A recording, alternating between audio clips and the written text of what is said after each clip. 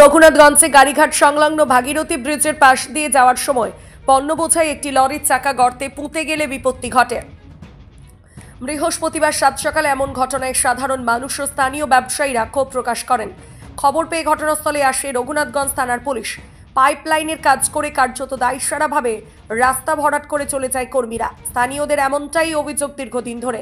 লরির চালক বুঝতে না পারায় ফলে সামনের চাকা প্রায় অর্ধেকের বেশি গর্তে পুঁতে গিয়েছে। লরিটিকে সরিয়ে নিয়ে যেতে রীতিমতো বেগ হয়। পাইপলাইনের কর্মীরা সঠিকভাবে গর্ত ভরাট না করায় ও খারাপ রাস্তায় ব্যারিকেড না থাকায় চালক বিষয়টি অনুধাবন করতে পারেনি বলে জানিয়েছেন স্থানীয়রা। এর ফলে দুর্ভোগ বাড়ছে সাধারণ মানুষের। পুরসভা পাইপলাইনের কর্মীদের এই গাফিলতির প্রশ্ন উঠেছে এলাকা থেকে। বড়সড় দুর্ঘটনার হাত থেকে রক্ষা পেল সাধারণ মানুষ। ব্যুরো রিপোর্ট, নিউজ অগ্নি। নামে নয়, কাজে সাংবাদিকতা। বক্তার বক্তব্য নিজস্ব, বক্তার মতামতের জন্য চ্যানেল কর্তৃপক্ষ কোনরূপ দায়বদ্ধ নয়।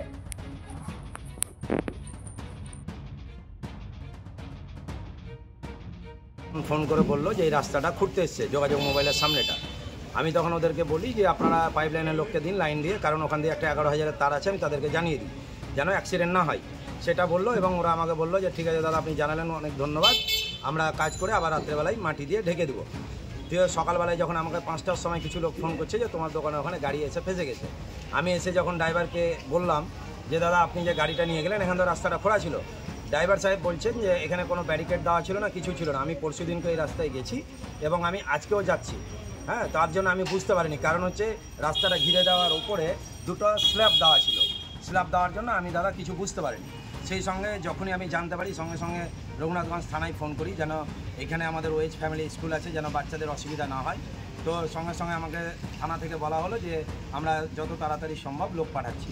যে এখন একটুর জন্য আজকে আমার দোকানের ক্ষতিটা হয়ে যেত। যদি গাড়িটা আরেকটু এগিয়ে যেত তাহলে দোকানের ক্ষতি হতো এবং আমি বড়সড় ক্ষতির মুখ থেকে আজকে রক্ষা পেলাম।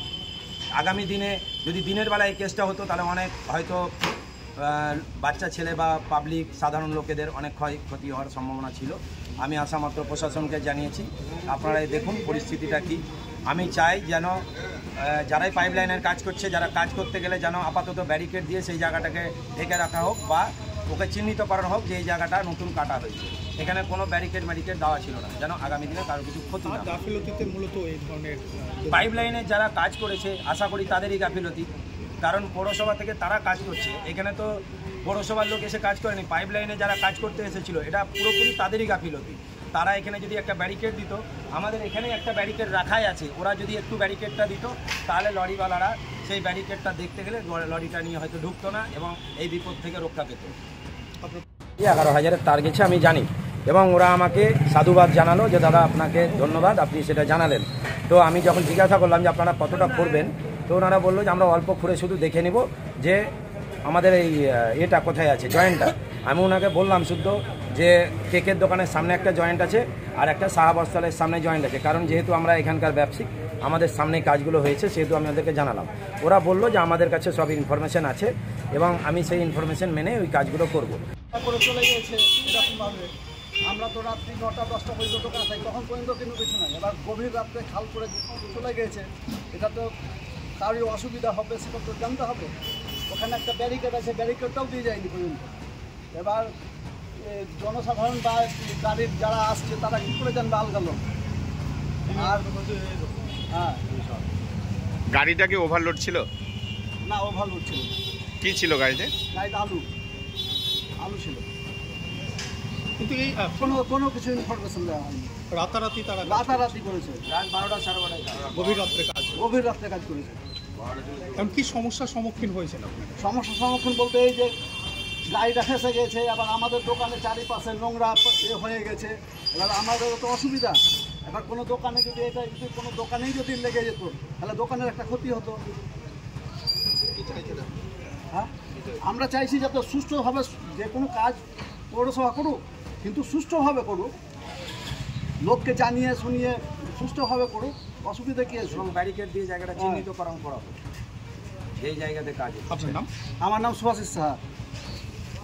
সোনার গয়নায় নিজেকে সাজাতে ইচ্ছে করছে, কিন্তু আকাশ ছোঁয়া দামের জন্য সম্ভব হচ্ছে না। হোলসেলে গোল্ড প্লেটেড জুয়েলারি কিনে ব্যবসা শুরু করতে চান? সারথী গোল্ড অ্যান্ড রোজ গোল্ড আপনাদের জন্য নিয়ে এসেছে এক দারুণ সুযোগ। আজকে এই চলে আসুন দীর্ঘ 25 বছরের বিশ্বস্ত প্রতিষ্ঠান সারথী গোল্ডে, আর হোলসেলে কিনে নিন গ্যারান্টি যুক্ত real gold filling gold plated jewellery. আমাদের স্টোরে মহিলাদের শাঁখা, পলা, বালা, চোর, কানের দুল, কানবালা, মঙ্গলসূত্র, ব্রেসলেট, নেকলেস ইত্যাদি নানা ধরনের গহনার বিপুল সম্ভার রয়েছে। তাই দেরি না করে আজই চলে আসুন সারথী গোল্ডে। আমাদের ঠিকানা 28 অমরতলা স্ট্রিট, বড় বাজার, Kajaria market, 3rd floor, room number 306, Kolkata 700001। Mobile নম্বর 9051048205 অথবা 9732986304। আমাদের আরেকটি শাখা রয়েছে পূর্ব মেদিনীপুরের পিছাবনি, কাঁথিতে। পিছাবনির শাখার ঠিকানা পিছাবনি বাজার, নিয়ারেস্ট কালী মন্দির, পূর্ব Medinipur. Mobile number 7478770015। Skylark institute of nursing, Jhikira, Jaipur, Howrah. GNM, BSc nursing training এর অল্প খরচে সেরা বিশ্বস্ত ঠিকানা। যোগাযোগ নাম্বার 9907364440।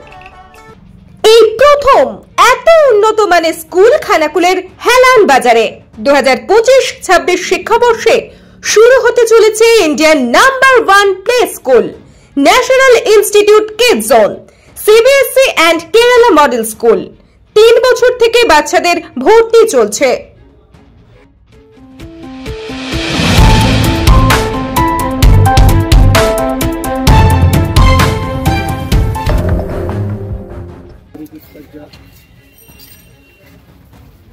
জয় নিউজগ্নি।